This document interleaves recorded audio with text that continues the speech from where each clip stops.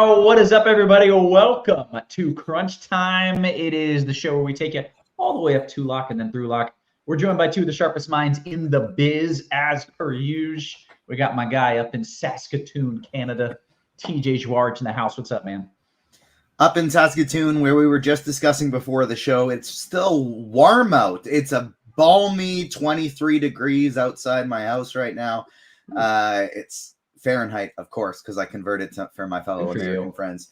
And it's, nice outside and not getting cold until a couple of weeks from now. We got two games. It's kind of okay. I was going to say a little bit boring, but we got some people in chat saying their favorite kind of slate, a 2-game GPP type of slate. So people are excited, and if they're excited, I'm excited. I'm down with that. We also discussed how while it may be shorts and sandal weather for you right now at 20 degrees, in like 5 days, it is going to be negative 20 below. And you said that's just normal. Like that's what it normally is. Yeah. At January and February, that's par for the course. It'll start warming up again in March. I'm just amazed that you have survived this long, and I'm thankful that you're on and joining us. Hey, speaking of people that I am excited to see, we got my guy Dre in the house as well. What up, Drizzy Dre? What's going on? It's good to be here. Haven't been on the show, I think, in all season so far. So this is my first NBA show, or second actually. But I'm just looking forward to breaking down the slate and giving some people some good plays. Very good. Well, we're pumped to have you here. There's no football tonight. It's weird. It's Thursday, but there's no Thursday night football. So we got to make up for it. We got two big NBA games, and we got to give the folks some winners. This whole San Antonio, Wemby, is Wemby still only going to play like 24 minutes? Is that the deal? Forever? Yeah. God, that's annoying. I don't know about forever, but probably until the All-Star break. Yeah, that really is annoying because I expected he was going to win. He was going to lead the league in blocks per game, and he absolutely was. Hold up. Wait a second. That changes the game. It's a Wemby birthday narrative that I did not realize.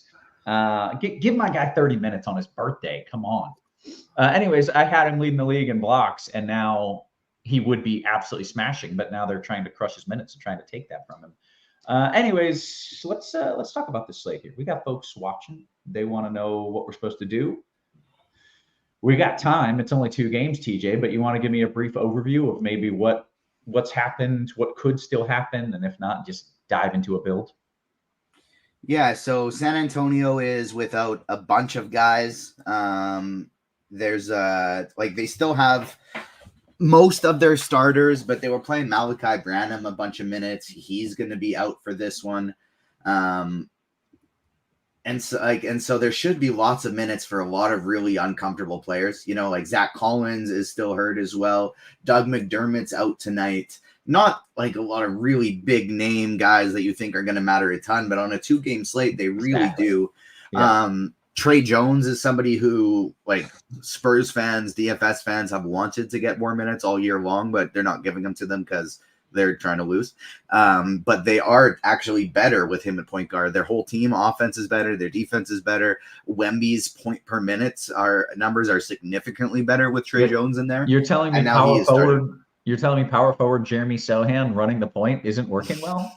Yeah, that's outrageous. I can't believe it. Exactly. And so with Jones out there, it's obviously a big thing. He's the cash game lock of the century, but it also does open up a lot of potential other salary saving options for for San Antonio today. Milwaukee, we thought we were actually going to get some value there too.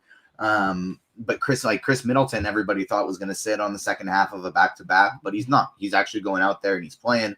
They're saying they're going to monitor his minutes, but they haven't actually put anything official out there. It's a 248.5 total. It's an 11.5 spread, but it's a 248.5 total. A massive, massive game. Both of these teams play fast. Neither of these teams play very strong defensively. All you're really worried about is a Milwaukee blowout risk, but because it's a 2-game slate, there are still routes that you can go where you say, I'm going to get access to that game, but I'm going to play the players who would get more run in a blowout. Denver and Golden State, it's pretty standard. It's pretty normal. Not quite as strong of a game environment in terms of pace. There's going to be much better defense played. but these are also two teams who can put the ball in the hoop. It's a much closer spread. We got Nikola Jokic playing on one side. So it's as far as 2-game slates go, it's about as interesting as you can get. Great. And I think there was some pretty big prize pools tonight as well because there was no NFL. Is that accurate? Yeah, they had big ones for NBA and NHL today. It was exciting. Yeah. Okay. Well, then hopefully somebody walks away with a whole bunch of money by the end of the night. TJ, you want to just dive right into a build on FanDuel Cash? And then, of course, we'll get some tournament takes from Dre after that. Yeah, let's do it. And TJ, let me add, I also feel free to give tournament thoughts. It's a freaking 2-game slate. Not many people are going to be playing Cash. So I will, because my tournament lineup's pretty wild today too. Okay. So I showed it to Dre earlier today, and I have not changed it. I have a bunch of players.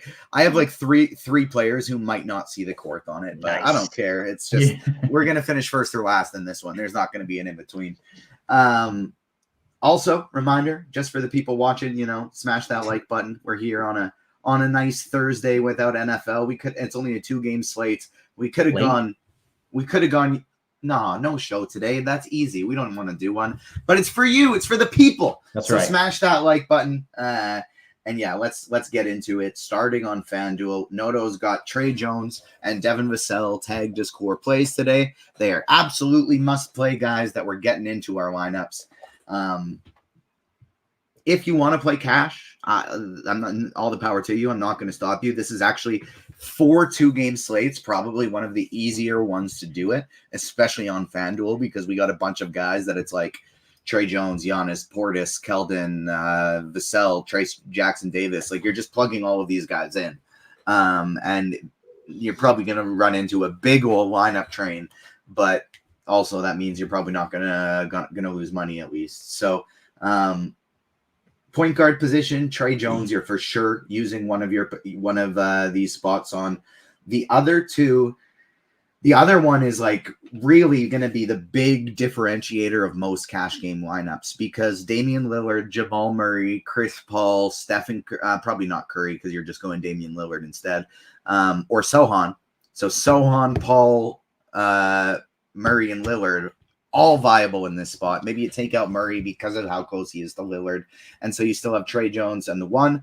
And then the other spot, you're torn between Lillard, Paul, and Sohan. I think my preference would be, for me personally, to go Sohan just because he's so much cheaper than these other guys. I want to make sure I can get Giannis. But I'm not going to fault people for going Damian Lillard either. He's going to be close to 50% owned. He's the top RG value at the position. You can absolutely go Damian Lillard in this spot as well. Shooting guard, Devin Vassell is one of them. That's the other reason maybe you don't want to go Sohan here and you want to go with Paul or Lillard in that first spot, just so the first 3 spots in your lineups aren't Spurs, especially because there's a couple other Spurs that you want to rock here anyways.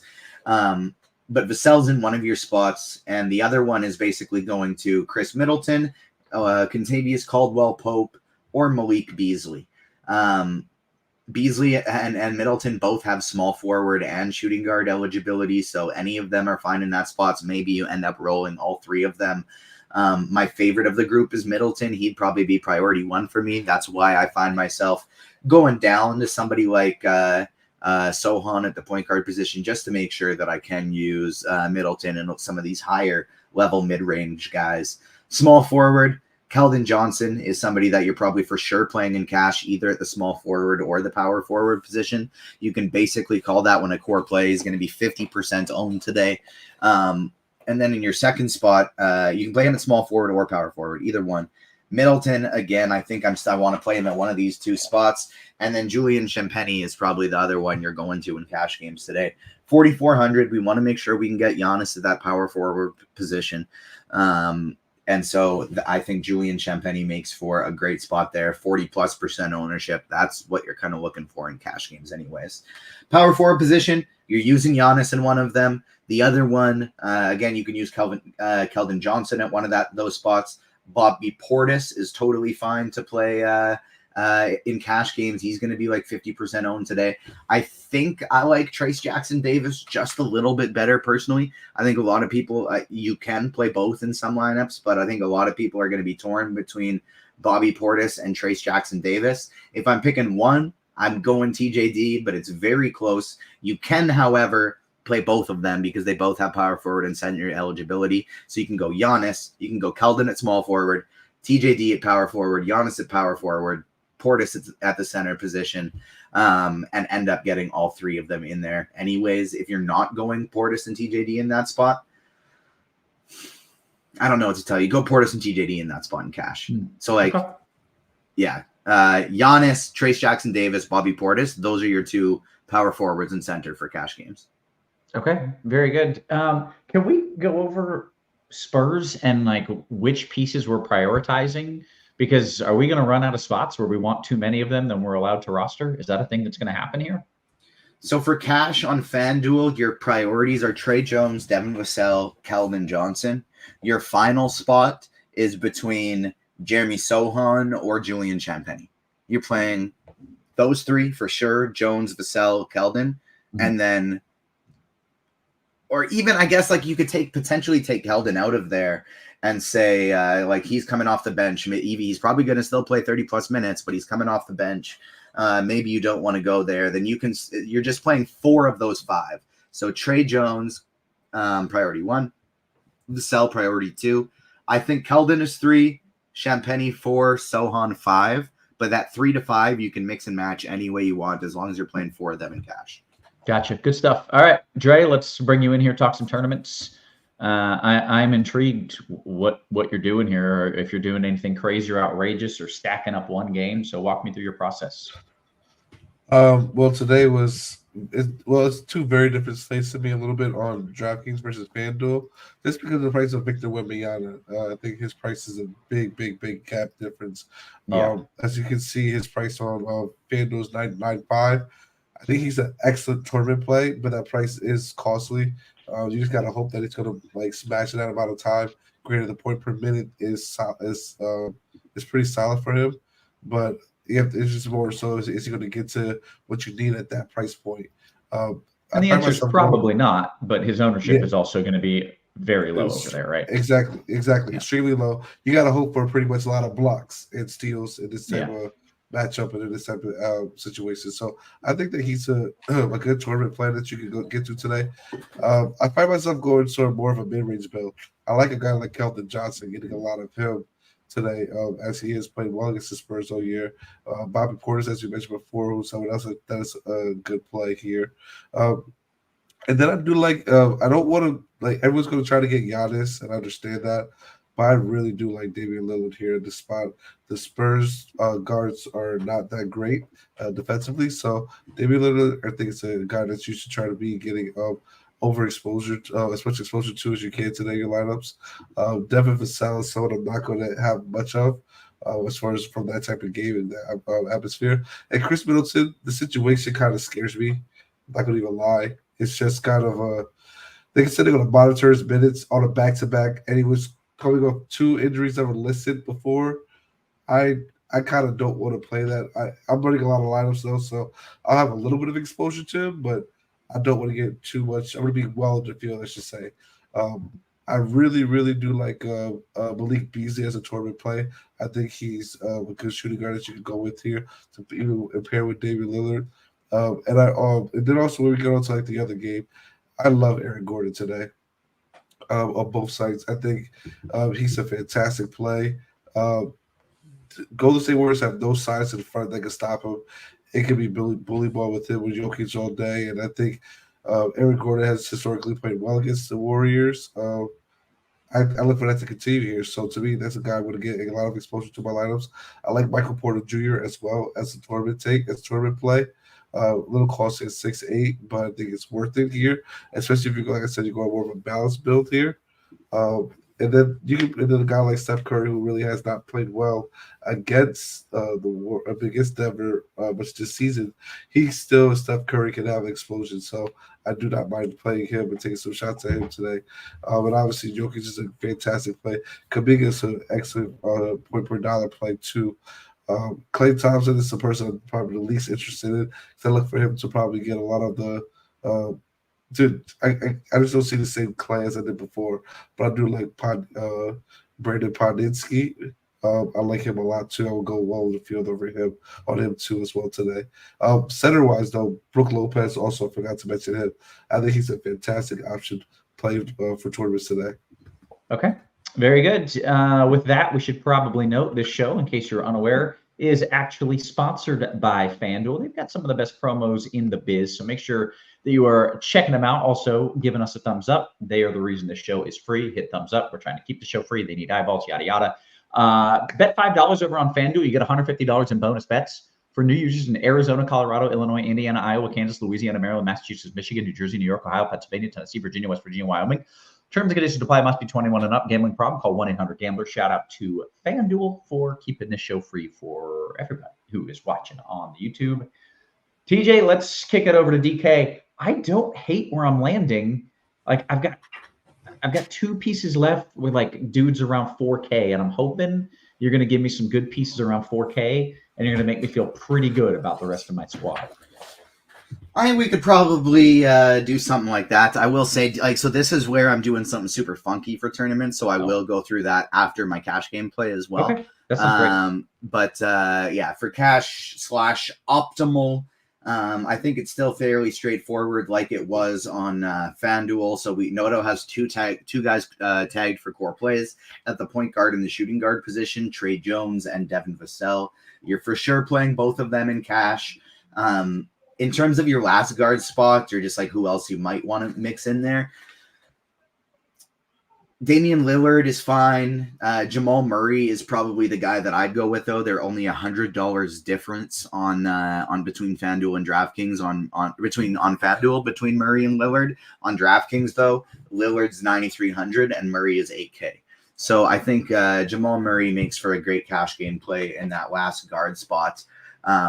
And then Julian Champagnie he actually has shooting guard eligibility on DraftKings, so you can use him at that spot as well. I think Murray and Champagnie are really the only two guys that you're considering at that third guard spot. Small forward today, Keldon Johnson at 6,900 is looking like the top play. You can also play Champagnie there at 4,700. You're looking at one of those two today. Chetty Osman, he's at 3,900, and he's only projecting for 19 minutes and 36% ownership. I don't think Chetty Osman is a cash game play. He's probably going to get 15 fantasy points tops unless this turns into a bit of a blowout. And so Chetty, I don't love as a cash play, but he is going to be, we're projecting for 40% owned. So if somebody's going to be 40% owned, you absolutely can play them in cash. Having said that, he would definitely fall below Keldon Johnson and Julian Champagnie for me from a cash standpoint. Power forward today, you're trying to get Giannis in. If you feel like because he's 12K and you just really can't do it, you like your lineup so much better without him and you're praying for a blowout, I understand it. I just wouldn't be doing it in a cash game setting. I was talking on I was like looking at things from an optimal perspective. I was talking on Blender's show this morning, the RG Today show, that I think it might be tough to get Giannis just because we don't really have the value and we don't have great value. But I still think my lineups look a little bit better with him in there than with him not. Now, having said that, if you're going without him here, or even just filling in some of your other forward spots, the guys that I want to go with are my pool are Antetokounmpo, Keldon Johnson, Aaron Gordon, Jonathan Kuminga. If you land on Wemby as a last piece, I think it's fine, but I still probably wouldn't do. I'd save that for tournaments only, just because you need a ceiling and limited minutes from him. You know you're not getting 30 minutes, so it's just a matter of can he go ballistic in 25. And so I think you're reserving that for tournaments only. Center position, you can play Giannis here at center. But Trace Jackson Davis is another guy that looks totally fine here, and Brook Lopez is another perfectly fine cash option. Giannis, Lopez, and TJD, those are the three guys you're considering at center today. Okay, no interest in Jokic. No, because you can only play one of Jokic or Giannis, and it's definitely Giannis in cash games. Having said that, I think Jokic is the best tournament play on DraftKings at 12% projected ownership, a third or just over a third of what we're projecting on Giannis right now. With my tournament lineup, I am fully expecting to lose. I'm expecting to finish like last place because Let's I think hear the it. probability of it happening is not great. However, I do think it has a legitimate chance at first place as well because of the way I'm going about things. Like Jokic is going to be 12% owned today. There will be almost nobody with both Giannis and Jokic on a 2-game slate. I'm trying it. I'm trying to play both of them. And so I was saying on Blender's show this morning that looking at it, I was like, I don't think I'm going to play either of these guys. I think I'm going to go with a mid-range build. And then I ended up doing the polar opposite. I was looking at it, and I think if I script Milwaukee and San Antonio to be very specifically a massive blowout, so not just 10 points like they're 11 points like the spread is, but 30 points, right? Then I can make it work and all of a sudden plug some pieces in there that make it look okay and still have Giannis Antetokounmpo in there, assuming it's going to be Milwaukee that blows them out by 30. And even if he only plays the first 3 quarters, well, he could have 70 fantasy points in those first 3 quarters and you need him. So I am taking a shot on a double Giannis and Jokic team. It looks really ugly. I'm fading all the best projected guys in terms of point per dollar outside of Giannis. I'm not playing Trey Jones. I'm not playing Devin Vassell. I'm not playing Brook Lopez. I'm not playing Keldon Johnson. No Damian Lillard. And so it does make things tougher. But I managed to get Jamal Murray, Giannis Antetokounmpo, and Nikola Jokic all into one lineup together. And the way to do that, if you are feeling kind of crazy like I am for tournaments, you're essentially you're mixing and matching from Julian Champagny down. He's like the most expensive potential other player you could get in there, but you're looking at Pat Connaughton, Dario Saric, Blake Wesley, Chetty Osman, Kevon Looney, Cameron Payne, Mamu Kelishvili, Dominic Barlow, Marjan Beauchamp, Andre Jackson, Julian Strother, Moses Moody, some guys who might play 5 minutes. Yeah. But if you're projecting one of the 2 games to blow out, that 5, that 6, that 7 could turn into 15 to 20. And if it does, that's how you win a tournament. Yeah. Okay. Cool stuff. Very interesting. Dre, I will kick it to you. We still have 7 minutes until lock. What are you doing over on DK? You said it's a very different build. And so I'm assuming you're maybe getting up to some of these guys, or maybe you're getting into some Wemby over here. Yeah, I'm getting a lot of I'm getting more Victor Wembanyama than anything. I'm going to just try as much of him as I possibly can. I think it's a good position at 83. I mean, good price at 8,300 to get him in there. It's just how much do I have of him right now? I'm getting like 40% of him in my lineups right now.